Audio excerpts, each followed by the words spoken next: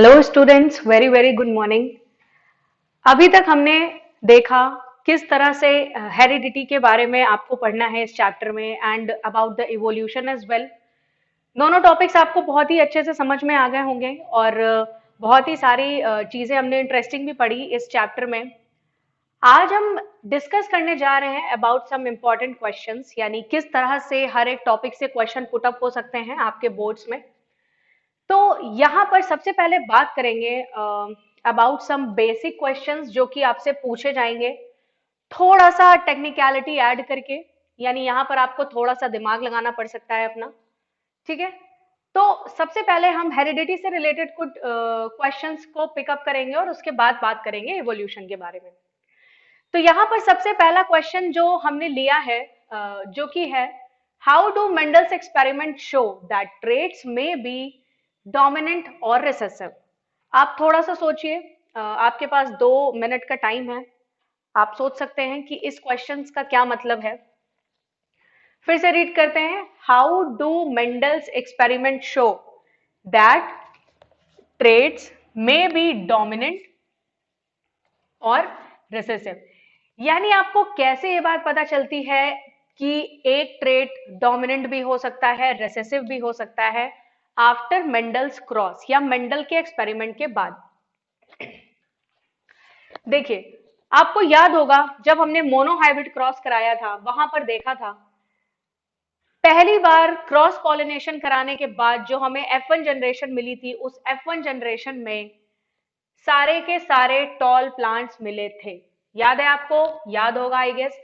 वहां पर हमें सारे के सारे टॉल प्लांट्स मिले थे, जिससे हमें यह पता चलता है कि वहां पर अगर हम फिजिकली बात करें, यानी कि अगर हम फिनोटिपिक रेशियो की बात करें, तो वहां पर सिर्फ एक ही टाइप के प्लांट हमें मिले थे, विच वॉज टॉल। ठीक है, उसके बाद जब हम आते हैं, जब उसी F1 जनरेशन की सेल्फ क्रॉसिंग कराई गई थी, है ना, सेल्फिंग कराई गई थी, उसके बाद हमें मिले थे the plant in ratio of 3:1। और इन 3:1 में आप सभी जानते हैं कि 3 प्लांट जो थे वो टॉल थे, जिसमें से कि एक होमोजाइगस टॉल था एंड 2 हाइब्रिड टॉल थे, और एक आपको प्योर ड्वार्फ प्लांट मिला था। इससे क्या शो होता है कि F2 जनरेशन में आते आते हमें यह पता चला कि कहीं ना कहीं एक कैरेक्टर ऐसा था जो F1 जनरेशन में खुद को नहीं शो कर पाया, बट उसने F2 जनरेशन में अपने आप को शो किया। और वो कैरेक्टर जो अपने आप को शो नहीं कर पाता है, आप सभी जानते हैं कि उसे हम रिसेसिव बोलते हैं। और वो कैरेक्टर को हमने डोमिनेंट बोला जिसने अपने आप को F1 जनरेशन में शो किया, as well as F2 generation में आते आते भी उसने अपने आप को शो किया। ठीक है, तो आई गेस ये क्वेश्चन अब आपको क्लियर हो गया होगा कि how do Mendel's experiment show that traits में बी डोमिनेंट और रिसेसिव। आप मोनोहाइब्रिड क्रॉस का एग्जांपल देके इस क्वेश्चन को या इस तरह के आने वाले क्वेश्चंस को आप अच्छे से अटेम्प्ट कर सकते हैं। आपसे जो भी क्वेश्चन पूछा जाए, सबसे पहले तो उसमें ध्यान दीजिएगा कि यहाँ पर आपसे जो भी चीज पूछी जा रही है, उस तरह की चीज आपको मोनोहाइब्रिड क्रॉस में देखने को मिली थी या डाईहाइब्रिड क्रॉस में। और अगर आपको एक बार ये समझ में आ गया, तो आपका कोई भी यहाँ पर लॉजिक वाला क्वेश्चन कभी भी गलत नहीं होगा। ठीक है, अगर आपने ये पता कर लिया कि जो भी पर्टिकुलर क्वेश्चन पूछ रहा है वो मोनोहाइब्रिड क्रॉस से रिलेटेड है या डाईहाइब्रिड क्रॉस से रिलेटेड है। ठीक है, चलिए अब नेक्स्ट क्वेश्चन है, बहुत ही सिंपल सा क्वेश्चन है। मैंने आपको लास्ट वीडियो में ही बताया है that how is the sex of child in human beings is determined. यहां पर आपको कुछ भी नहीं करना है, एक सिंपल सा क्रॉस कंडक्ट कराना है। ठीक है, वो क्रॉस मैं यहां पर फिर से करके दिखा दे रही हूं। We all know that we have 23 pair of chromosomes in our body, in which 22 pairs are known as autosomes, which are similar in male as well as in female. There is difference of only one pair of chromosomes which is known as sex chromosomes. तो यहाँ पर जब हम sex determine करने की बात करेंगे, तो ऑब्वियसली हम उन ऑटोसोम्स को पीछे छोड़ देंगे और बात करेंगे सिर्फ और सिर्फ सेक्स क्रोमोसोम्स के बारे में, which are in males as XY and in females as XX. Now we are going to perform the crosses. ठीक है, और उसके लिए पहले हमें यहाँ पर गैमेटोजेनेसिस कराना पड़ेगा। गैमेटोजेनेसिस के बाद ये गैमेट्स अलग अलग हो जाएंगे। ओके,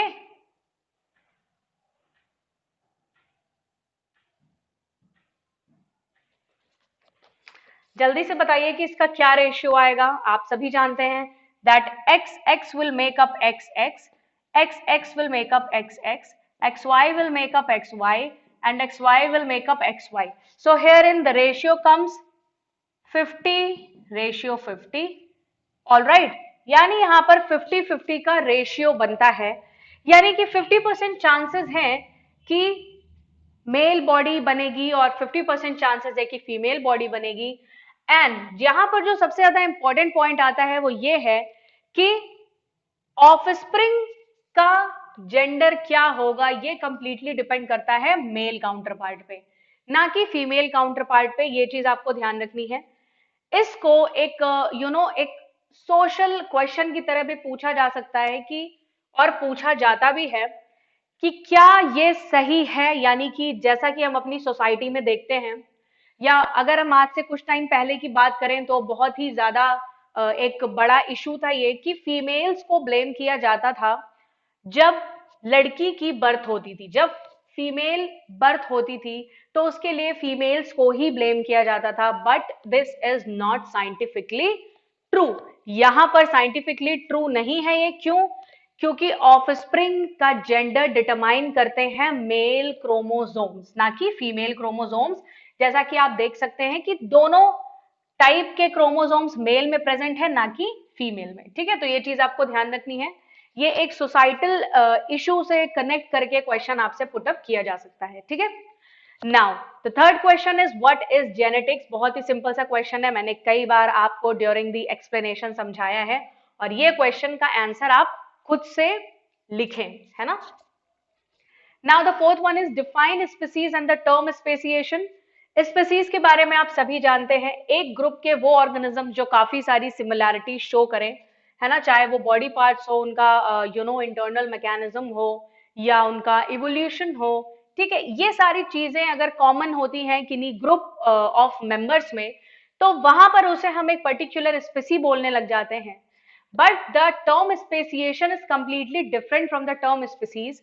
हेयर इन स्पेसिएशन बताता है हमें जब किसी ग्रुप के मेंबर्स आपस में इंटरब्रीडिंग करने लग जाते हैं to produce the fertile one, एक फर्टाइल ऑफस्प्रिंग को प्रोड्यूस करना.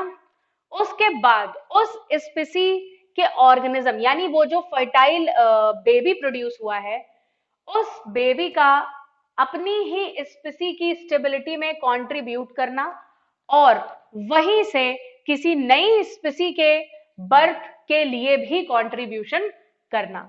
This is speciation. I guess आपको याद भी होगा दैट व्हाट इज स्पेसिएशन. ठीक है, स्पेसिएशन की डेफिनेशन कई बार पूछी जा चुकी है बोर्ड्स में, और आगे भी पूछी जा सकती है, और इसको आप बहुत ही अच्छे से एक तरीके से बिल्कुल अपने दिमाग में बैठा लें इसकी डेफिनेशन, क्योंकि अगर आपको डेफिनेशन याद रहती है तो आप मार्क्स के हिसाब से अपने आंसर को छोटा या बड़ा कर सकते हैं. ठीक है, now the fifth one is define natural selection. Natural selection मैंने आपको बताया था बहुत अच्छे से.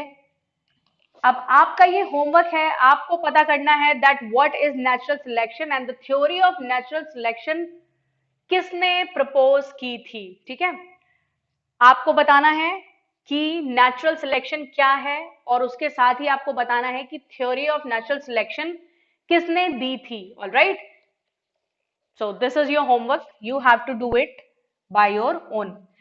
Now the sixth one is what are fossils and what do they tell us about the process of evolution. पहली बात, what are fossils, ये आप सभी जिसने भी पूरा evolution का लेक्चर अटेंड किया है, चैप्टर पढ़ा है अच्छे से, उन्हें कोई भी प्रॉब्लम नहीं होगी ये बताने में that what are fossils.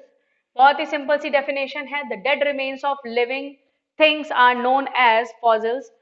उसके बाद सेकंड क्वेश्चन आता है that what do they tell us about the process of evolution. इसका भी आंसर बहुत ही सिंपल है. फॉसिल्स जो भी एक्सकेवेशन के थ्रू हमें मिलते हैं वो हमें बहुत सारी डिटेलिंग बताते हैं उस पर्टिकुलर फॉसिल के बारे में, उस एरा के बारे में, और वो किस ऑर्गेनिज्म से रिलेट करता है उसके बारे में, उसके फोर फादर्स कौन रहे होंगे उसके बारे में. या वो प्रेजेंट की किस स्पीसी से सबसे ज्यादा रिलेटेड है उसके बारे में भी। ये सारी इंफॉर्मेशन हमें मिलती है जब हम किसी फॉसिल की स्टडी करते हैं। इसके साथ साथ वो टाइम पीरियड भी बताता है हमें कि वो पर्टिकुलर फॉसिल कितना पुराना है और तब का लाइफस्टाइल या तब के ऑर्गेनिजम्स में इंटरनल बॉडी स्ट्रक्चर या बॉडी ऑर्गेनाइजेशन कैसा रहा होगा। ये सारी चीजें पता चलती हैं हमें। For example, there is a organism और we can say that there is a bird which is archaeopteryx and which is known as the connecting link between. अब ये आपको पता करना है। This is also your homework that archaeopteryx is an fossil, है ना, एक बर्ड का फॉसिल है जो मिला था और उसे किन्हीं दो चीजों के बीच का कनेक्टिंग लिंक बताया गया था। I am going to repeat myself, there is organism like archaeopteryx and you have to find out that this organism shows the relationship between which two species or connecting link between which two species, ये आपको पता करना है, ठीक है। now the last one, अच्छा all right, last one is also we have done, यानी अभी हमने ये सारे क्वेश्चंस को देख लिया है। अब इसके आगे हम और भी सारे क्वेश्चंस के बारे में बात करेंगे। प्रीवियस सारे क्वेश्चंस को डिस्कस करने के बाद अब हम आगे बढ़ते हैं और यहाँ पर भी कुछ क्वेश्चंस आपके इवोल्यूशन से ही रिलेटेड हैं, ठीक है, जो कि मोस्ट इंपॉर्टेंट है और पूछे जा भी चुके हैं और आगे भी आ सकते हैं, ठीक है। और ये सारे क्वेश्चंस को करने के बाद आपके अंदर थोड़ा सा कॉन्फिडेंस भी बिल्डअप हो जाएगा कि हाँ, आप किसी भी तरीके का क्वेश्चन इस पर्टिकुलर इवोल्यूशन टॉपिक से अगर पूछा जाएगा तो आप उसे टैकल कर सकते हैं बहुत अच्छे से। तो देखते हैं number 7th, give an example of characteristics being used to determine how close two species are in evolutionary terms। यानी कह रहा है आपको एक ऐसा एग्जाम्पल देना है, यानी एक ऐसी कैरेक्टरिस्टिक्स का एग्जाम्पल देना है जिससे आपको यह पता चल सके कि दो स्पीसीज जो कि आपस में बिल्कुल डिफरेंट हैं बट कहीं ना कहीं इवोल्यूशनरी टर्म्स के बेसिस पर अगर हम देखें तो इक्वल एंसेस्टर्स को बिलोंग करती हैं या कहीं ना कुछ सिमिलैरिटीज भी शो करती हैं, ठीक है। ये आपका क्वेश्चन है। इसके एग्जाम्पल देने के लिए आप किसी भी कैरेक्टरिस्टिक्स को कंसीडर कर सकते हैं, ठीक है। आप कोई भी ऐसी कॉमन कैरेक्टरिस्टिक्स उठा सकते हैं जो किन्हीं दो स्पीसीज की आपको ओरिजिन भी सेम लगे उस पर्टिकुलर कैरेक्टर की और उसका फंक्शन भी सेम हो, बट स्टिल वो किन्हीं दो अलग अलग स्पीसीज को बिलोंग कर रहे हो, ठीक है। वैसे ही एक बहुत ही सिंपल सा एग्जाम्पल हम लेते हैं, the four limbs of man and the wings of birds. Four limbs of man और विंग्स ऑफ बर्ड, ठीक है। यहां पर जब हम बात करेंगे तो इसमें हम ये देखते हैं कि दोनों कहीं ना कहीं सेम ओरिजिन के हैं, ठीक है, और दोनों कहीं ना कहीं फंक्शंस भी काफी हद तक सेम ही परफॉर्म करते हैं। येट हम ये देखते हैं कि वो दोनों बिल्कुल ही एक डिफरेंट डिफरेंट स्पीसीज को बिलोंग करते हैं, ठीक है। ये चीज आपको ध्यान रखनी है। यहां पर आपको ये समझने की जरूरत है कि फोर लिम्स एंड विंग्स दोनों का स्ट्रक्चर सेम है एंड फंक्शन भी सेम है। Apart from that they belong to two different species, but we can say that they are sharing some common ancestors। इसी वजह से उनके कॉमन एंसेस्टर्स होने की वजह से ही ये जो हमें एक सिमिलैरिटी देखने को मिल रही है वो मिल रही है। अगर ये कॉमन एंसेस्टर्स को शेयर नहीं करते तो यहाँ पर किसी भी तरह की सिमिलैरिटी आपको देखने को नहीं मिलती। तो आप ऐसा कोई भी एग्जाम्पल कंसीडर करके इस क्वेश्चन को आंसर कर सकते हैं, या अगर आपसे इसी क्वेश्चन को कोई पर्टिकुलर एग्जाम्पल दे करके पूछ लिया जाए तो भी आपको परेशान होने की बिल्कुल जरूरत नहीं है। आप जो भी आपको एग्जाम्पल दिया जाएगा, फॉर एग्जाम्पल मैंने जैसे आपको फोर लिम्स और विंग्स का एग्जाम्पल दिया, यहां पर इन्होंने खुद ही वो एग्जाम्पल दे दिया होता और आपसे पूछा होता, आप कैसे बोल सकते हैं कि ये जो है एक कॉमन एंसेस्टर्स शेयर करते हैं। तो आपको उसी तरीके से इसका आंसर देना है जो कि बिल्कुल ही सिंपल सा है। All right, now moving to our very next question which is, can wing of a butterfly and the wing of a bat be considered as homologous organs? Why or why not? यहां पूछ रहा है कि क्या butterfly के wings और bat यानी कि चमगादड़ के विंग्स, ठीक है, इन्हें आप होमोलॉगस ऑर्गन मान सकते हैं? Why or why not? You have 2 minute time, आप जल्दी से सोचिए। मैंने आपको बताया था that what are homologous organs and what are analogous organs. तो जल्दी से आप सोचिए और मुझे बताइए कि क्या इन दोनों एग्जाम्पल्स को आप होमोलॉगस ऑर्गन मान सकते हैं? मान सकते हैं तो क्यों मान सकते हैं, या नहीं मान सकते हैं तो क्यों नहीं मान सकते हैं? एक्चुअली ये क्वेश्चन मैं आपको होमवर्क के लिए दे रही हूं। आप होमोलॉगस एनालॉगस ऑर्गन की अगर डेफिनेशन आपने नोट डाउन की होगी, आपको याद होगी, तो आप बिल्कुल इस क्वेश्चन का आंसर दे पाएंगे। Now moving to our next question, which is why are human beings who look so different from each other in terms of size, color and look said to be belong to same species? बहुत ही अच्छा question है, और answer अगर आपको आता होगा तो काफी सिंपल है, और अगर नहीं आता होगा तो काफी टफ है।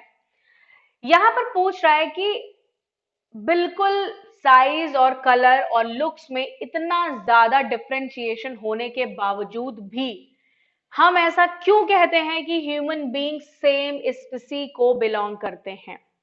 जल्दी से सोचिए, थोड़ा सा दिमाग लगाइए, आपको जरूर समझ में आएगा। ठीक है, यहां पर ऐसा इसलिए बोला जाता है, हम किन्हीं ग्रुप ऑफ मेंबर्स को सेम स्पीसी का तब मानते हैं जब वो इंटरब्रीड करें, और इंटरब्रीड करने के बाद एक फर्टाइल ऑफस्प्रिंग प्रोड्यूस करें। अगर किसी ग्रुप ऑफ ऑर्गेनिजम्स में ये प्रोसेस हो रही है तो हम उस ग्रुप ऑफ मेंबर्स को सेम स्पीसी का कंसीडर कर सकते हैं। तो यही रूल ह्यूमन बींग्स के साथ भी फॉलो होता है, यानी ह्यूमन बींग्स आपस में इंटरब्रीड करते हैं और इंटरब्रीडिंग के बाद एक फर्टाइल ऑफस्प्रिंग रिप्रोड्यूस करते हैं, जिस वजह से साइज में, कलर में, हाइट में, लुक्स में इतना ज्यादा वैरायटी होने के बावजूद भी हम ह्यूमन बींग्स को सेम स्पीसी के ऑर्गेनिजम्स की तरह देखते हैं। ठीक है, आई होप आपको ये समझ में आया होगा। Now the last question is, in evolutionary terms can we say which among bacteria, spider, fish and chimpanzees have a better body design? Why or why not? बहुत ही अच्छा क्वेश्चन है। यहां पर आपको कुछ ऑर्गेनिजम्स के एग्जाम्पल दिए गए हैं और आपसे पूछा गया है इवोल्यूशनरी टर्म्स में इनमें से आप किसको बोलेंगे कि बॉडी डिजाइन बेटर है?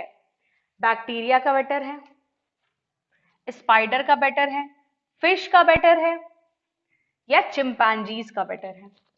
यहां पर आपको शायद ऐसा बहुत से लोग सोचें कि यहां पर चिंपैंजीज का सबसे अच्छा बॉडी स्ट्रक्चर हो सकता है, क्योंकि आज जो मॉडर्न मैन है कहीं ना कहीं वो एप्स या चिंपैंजीज से डेवलप हुआ है ना, तो वो सबसे ज्यादा डेवलप्ड माना जाएगा।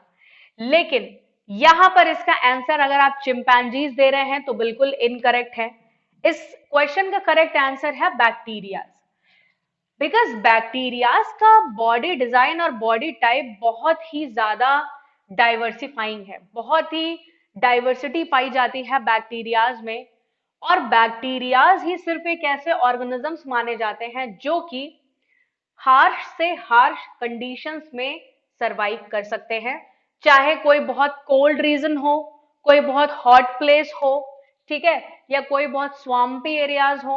यहां पर हर जगह सिर्फ और सिर्फ बैक्टीरियाज ही ऐसे ऑर्गेनिजम्स हैं जो कि इजीली सरवाइव कर सकते हैं, because of their body design we can say, और because of their diversity. Alright, तो इसका करेक्ट आंसर होगा bacteria. After question number 11, there is question number 12, which is also related to the topic evolution. And actually जो evolution से इतने ज्यादा question इसलिए arise होते हैं क्योंकि इससे काफी सारे लॉजिकल क्वेश्चंस बन सकते हैं जो कि बोर्ड पूछता है। ठीक है, तो ये क्वेश्चन है आपका, how are the areas of study evolution and the classification interlinked? यानी इवोल्यूशन और क्लासिफिकेशन की जो स्टडी होती है वो किस तरह से आपस में इंटरलिंक्ड होती है। बहुत ही सोच समझ कर ये आंसर आपको देना है।